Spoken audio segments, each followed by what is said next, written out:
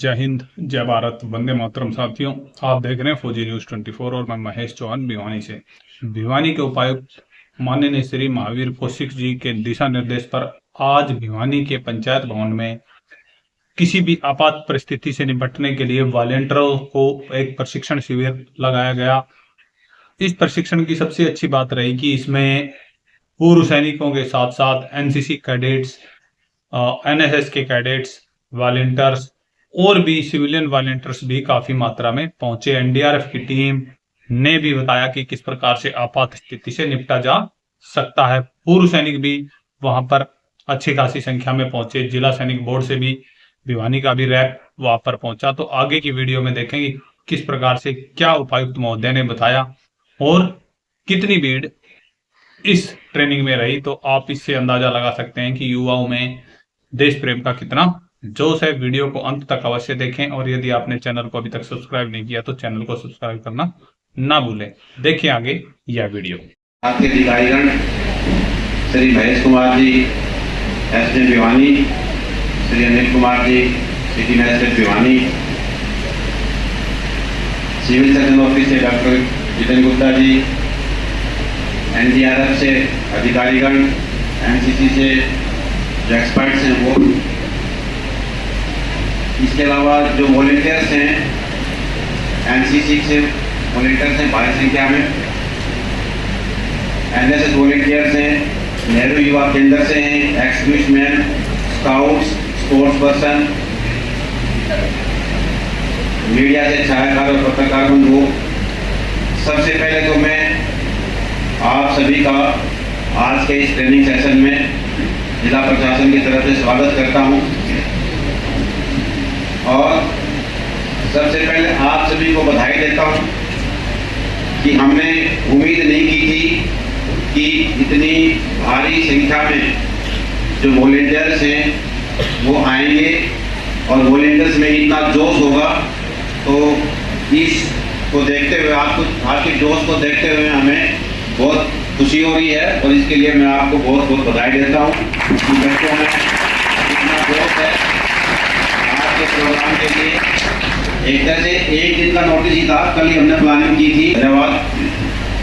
आज का जो ये सेशन है इसकी क्या बैकग्राउंड है और ये क्यों आयोजित किया जा रहा है।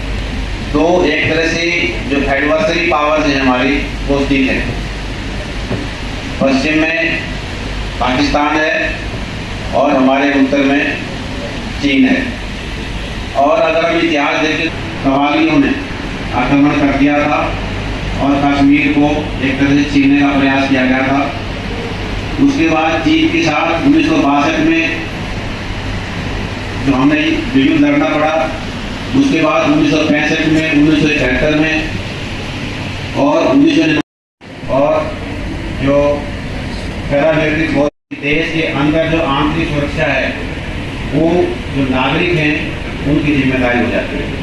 इसीलिए जो सिविल डिफेंस है, जो नागरिक सुरक्षा है, इसका जो शुरुआत है, क्योंकि जो हमारे आसपास माहौल है, जैसे हालात हैं, उसको देखते हुए सिविल डिफेंस या नागरिक जो सुरक्षा है ये सोचा गया और इसके बारे में समय समय पर वो ट्रेनिंग दी जाती है।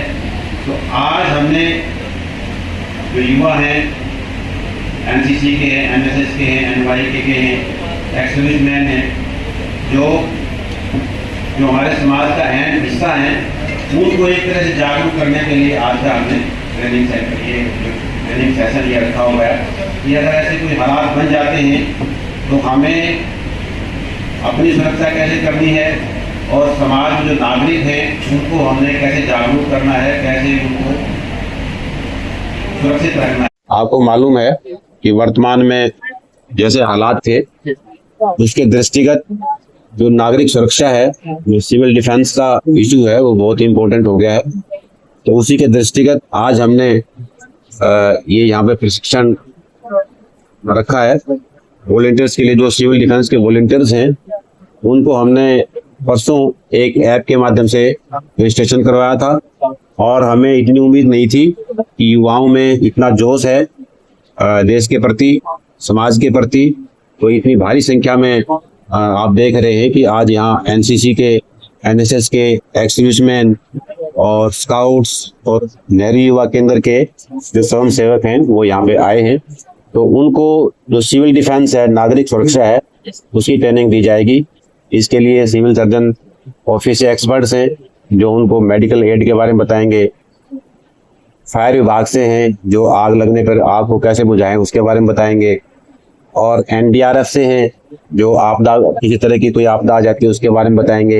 एनसीसी से एक्सपर्ट्स हैं, एसडीएम साहब हैं, तो ये कि अगर कोई रेड होती है, कोई आपदा आती है तो हमें क्या करना चाहिए, क्या नहीं करना चाहिए, इसके बारे में विस्तार से बताया जाएगा।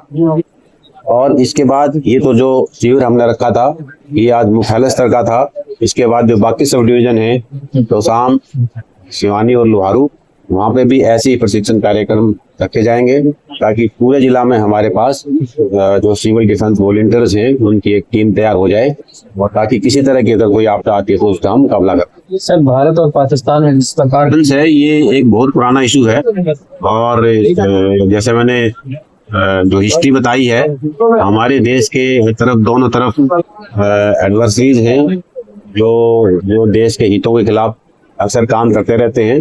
तो उसको सारा देखते हुए जो सिविल डिफेंस का जो आइडिया है वो चलाया गया था। तो वर्तमान हालात में भी एक तरह से जो सिविल डिफेंस है उसको एक बार रीएक्टिवेट करने के लिए, लोगों को दोबारा एक्टिव करने के लिए ये जो शिविर है इनका आयोजन किया जाता है। कितने ये परसों एक ऐप बनाई थी और उसके बाद जैसे उत्साह है तो फिर हमने आज का ये ट्रेनिंग सेशन रखा था। एक तरह से एक दिन के नोटिस पे ही लगभग 350 बच्चे यहाँ पे आए हुए हैं जिन्होंने रजिस्ट्रेशन करवाया। ये तो एक दिन का नोटिस में 350 बच्चे आ गए हैं। तो इसी तरह से बाकी जो सब डिविजन है वहाँ भी काफी उत्साह है, वहाँ जो रखें। आज के लिए यहाँ पे है, उसके बाद अलग अलग जो उपमंडल स्तर पर भी इनकी ट्रेनिंग की जाएगी और हम प्रयास करेंगे कि ये एक रेगुलर फीचर रहे। ये नहीं कि एक बार स्टार्ट कर दिया, एक बार ट्रेनिंग दे दी उसके बाद सो गए, ऐसा नहीं है। क्वार्टरली 4-5 महीने के बाद एक बार इसको रिफ्रेश किया जाएगा, ऐसा प्रशासन का प्रयास है। बेनिफिट एक तरह से जो समाज है, जैसे मैंने आपको बताया है कि जो देश की सीमाओं की सुरक्षा है तो हमारी जो सेनाएं हैं वो कर रही है और जो हमारे